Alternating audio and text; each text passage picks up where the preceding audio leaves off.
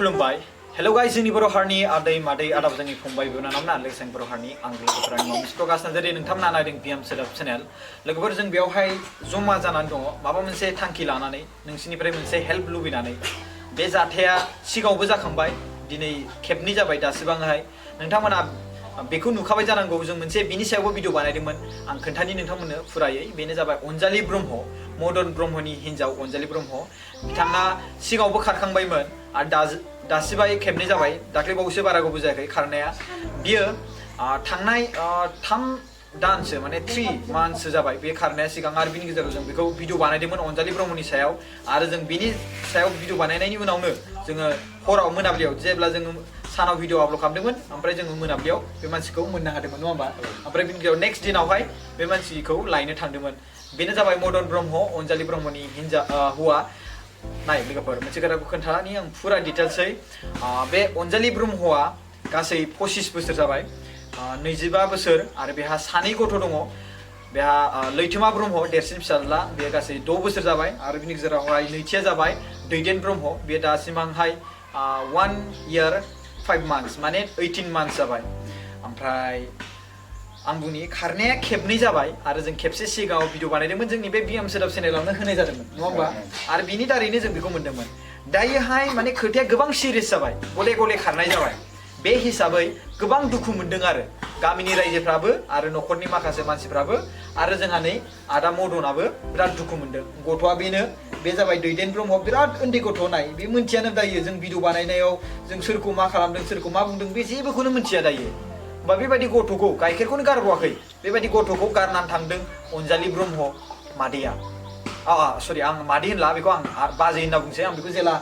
मदन ब्रह्मखौ आदा बुंबाय अब्ला आं बेखौ बाजै होनना बुंसै स' आङो बाजै अनजालि ब्रह्मखौ आं रिक्वेस्ट खालामो प्लिज अननानै नोंथाङा एसे खबर लाहरफिन नोंनि हौवाखौ आं बुंनि लोगोफोर नोंथांमोननि सिगाङाव कि बे हिन्जावा अनजालि ब्रह्मआ फैसा लानानै थांदों केस फैसा लाना थांदों 55,000 आरो एकाउन्टाव दंमोन 25,000 बुंनो थाङोब्ला बे गासै 85 नि गेजेराव बियो फैसा लानानै थांदों दायो बिनि एकाउन्टाव फैसायानो गैला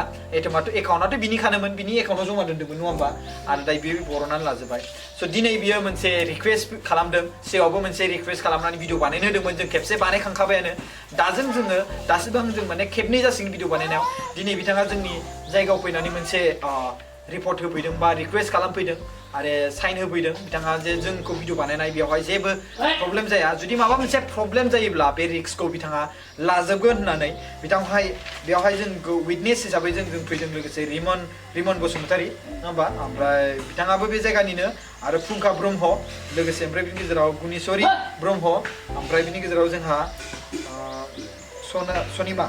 सनिमा ब्रह्म बिसोर विटनेस हिसाबै फैदों माने बिसोरो हेल्प खालामफैदों विटनेस माने गामिनि मानसि आरो ना न'खरनि मानसि गामिनि मानसि आरो बे गथ'आनो बे मदन ब्रह्मनि बा अनजालि ब्रह्मनि फिसाज्ला बिसोरहा सानै फिसाज्ला दङ आं बेखौ खोन्थाखाबाय नोंथांमोननो कि मा नाम आरो बैसोआ बेसेबां स' दानियाबा आदा मदनसिम आं एसे मोनथिनो लुबैदों बै दिनखालि मा जाथाय जानायमोन एसे सर्टै खोन्थाना होबानो जाबाय कि जाहाथे रायजो राजाफ्रा बेखौ मोनथिनो लुबैयो जायबा जाथाय जादों बिथांनि न'आव माबोरै जादोंमोन बिसोरनि न'खरनिफ्राय एसेबाबो मिथिनो लुबैयो नैबे दाख्लै थांनायनिया बिनाथ' माबा जेबो दावराव दावसि जायाखैमोन ओरैनो जास्ट गावसोर माने आंथ' खामानियावसो दंमोन ना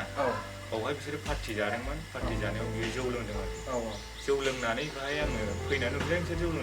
जौ लोंनानै थाखाबाय बेहा ओमफ्राय बियो आं फैनानै नुफैबा मानसिया माने गथ'खौ बानानै दंमोन बाथेट नुनायाव आङो बेखौ बुंदों आरोखि जेनेबा गथ' गोनां मानसिया उन्दै गोनां मानसिया माने बेफोरबायदि मालाय गथ' गैयै गिदिरखा गथ' गोनांजों माने बिदि जौ लोंनांगौ मानांगौ होननानै आं बुंदोंमोन बेवहाय बियो आंजों बुलायनो जुजिदों आच्छा बे जुमाय लोंदोंमोन आरो बे समाव जुमाय फेनानै बावदों आरोना बियो बे माने बयबो निसा नांखायो नालाय बे समावहाय जौ लोंनानै आंजों बिदि माने बुलायनो जुजिनायखाय आङो दावराव दावसि जागोन होननानै माने माबा खालामाखिसै आरो नांलायाखिसै सिरि थाबाय आंखौ थेवब्लाबो बियो बिराद रायबाय थादों रायनायनि आं सिरि थानानै मोनायाव माने बांद्राय दावराव जायोबा माबा जाद्रायो होननानै आं सिरि थाबाय स' लोगोफोर आं नोंथांमोननि सिगाङाव फुल डिटेल्स खोन्थानि बेनि जेसेबांखिनि डिटेल्स बे जोंहा मदन ब्रादारनि डिटेल्सआ जाहैबाय गामिया जाबाय सनापुर आरो बिनि गेजेराव क'क्राझार डिस्ट्रिक्ट पस्ट अफिसआ जाबाय कारिगाव आदानि बैसोआ जाबाय 28 years माने 29 बोसोर जाबाय बैसोआ आरो हिन्जावनि बैसोआ जाबाय 25 बोसोर ओमफ्राय हिन्जावनि मुङा जाबाय अनजालि ब्रह्म ओमफ्राय आदानि मुङा जाबाय मदन ब्रह्म लोगोफोर मदन ब्रह्मनि हिन्जाव अनजालि ब्रह्म खारनाय थारिखआ जाहैबाय कि थांनाय नैबे दाननि 18 मार्च खालाराव थांदों ओमफ्राय बे जाथाया जादों मोनाबिलि समाव 18 मार्चनि मोनाबिलि समाव 5टा बाजियावहाय बे हिन्जावा गावनि हौवा आरो गावनि गथ' गथायखौ गारनानै खारदों आरो 80,000 रां लानानै स' नोंथांनि सिगाङाव पिक्सारखौ सावगारिखौ होनानै होदों आदाया आंखौ सावगारि होनानै भिडिअ बानायनो थिनदों फुल रिस्कखौ आदाया लादों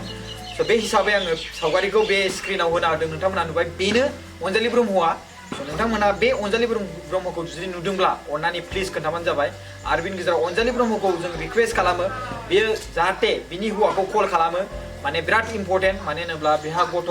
खांनाय बांनायाव बिराद इक'नमिक्सनिबो प्रब्लेम जादों बिथाङा रांबो लाना थांबाय जाहाथे बे रांखौ एसे जेसे हायो बियो रिटार्न खालामफिनदों जाहाथे बेहा दाय दाहार लानानै थांनो गोनां जादों गथ'फोरखौ नायनो गोनां जादों फरायनाय लिरनाय स' बिनिखायनो रिक्वेस्ट खालामो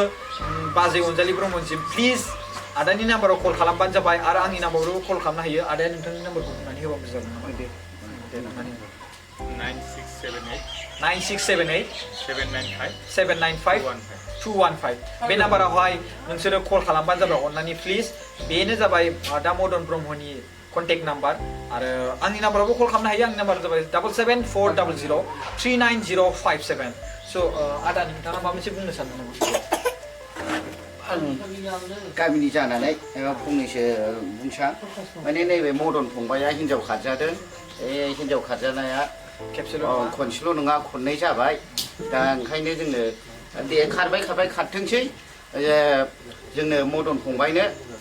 फैसाखौ एसे हरफिनबानो जाबाय माने बेहा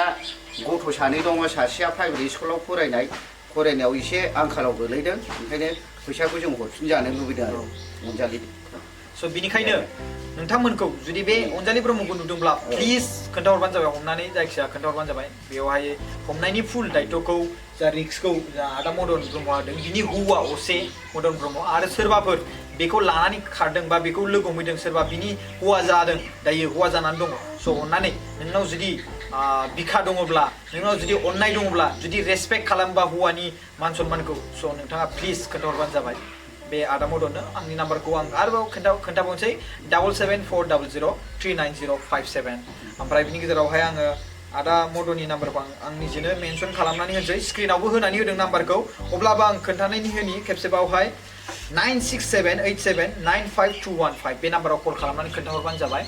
स' अन्नानै नोंथांमोननिसिम आं बेखौनो रिक्वेस्ट खालामो मादैया एसेफोर माबा मोनसे बुङो नामा औ गोसो दङब्ला एसे स' आं बुंनि नैबे जाय गथ' दैदेन ब्रह्म बे माने 1 बोसोर 5 दान जाबाय नङा होमबा माने 18 मान्थस स' बे गथ'खौ नैबे मादैयानो नायगासिनो दंना दायो दा आदाया बिमायं जाबाय दायो आदाया दायो माने खामानिबो मावोना खामानिबो मावना हास्लाबा नङा होमबा आरो फान्दी गथ' नङा होमबा स' बेबायदि आलाय सिलाय खालामनानै गालांदों अनजालि ब्रह्मआ बे अनजालि ब्रह्मखौ जोङो मोनोब्ला गोबां सासन होनो गोसो जायो बा जोङो बेफोरसिम थांला बिथाङा माने गावनि गथ'खौ जुदि अनोब्ला गावनि थैनिफ्राय जोनोम जानाय गथ'खौ जुदि अनोब्ला प्लिज अन्नानै बे जेसेबांखिनि रां लांदों बिनि गेजेरावहाय एसेब्लाबो बे गथ'नि थाखाय माने हरफिनबानो जाबाय सानै गथ'नि थाखाय बेखौनो रिक्वेस्ट खालामो आदाया माबा मोनसे बुंनो जाबाय ना स' आं बेखौनो रिक्वेस्ट खालामो खुलुमनाय जासिहरबाय जों एसेनोसै बेयावनो भिडिअखौ दोनथ'नाय जासिगोन बयबो रायजो राजानिसिम बेखौनो गोसो गोरबोयै खुलुमनाय जासिहरबाय कि जाहाथे नोंथांमोना नुयोब्ला बे हिन्जावखौ माने अनजालि ब्रह्म बाजैखौ नुयोब्ला खोन्थाहरबानो जाबाय आरो अनजालि ब्रह्म